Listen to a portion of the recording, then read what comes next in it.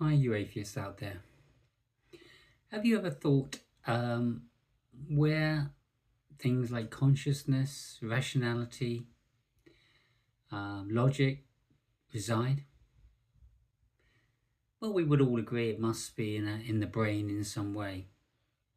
But then, is it something you can then extract and maybe test it in some way, use science to be able to uh, work out what it is and use its different methods to determine what these qualities, these expressions, these thoughts, emotions are? Well, we would agree that that's not possible because science really only looks at the material world. So my question would be, maybe science isn't the right tool. Maybe we should be looking at a different method. And you atheists, what does that mean? So if we don't use a scientific method, because that's not the appropriate tool to use for these kind of things, what is the right tool that we should be using? And how should we use it?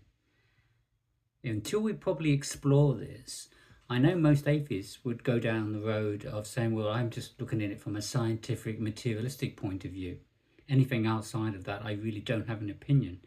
Richard Dawkins is kind of down that way, but we are seeing atheists now, like Alex O'Connor, I think made a very good point, that his imagination that's within his head, he knows it exists, but there's no way you can extract it and find it and say, this is where it is, this is what I've been dreaming or thinking about or whatever.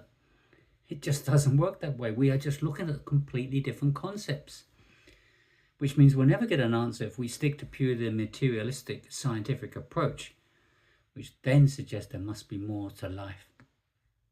To then understand what is it, the mechanisms and tools that we need to find out what these qualities really are.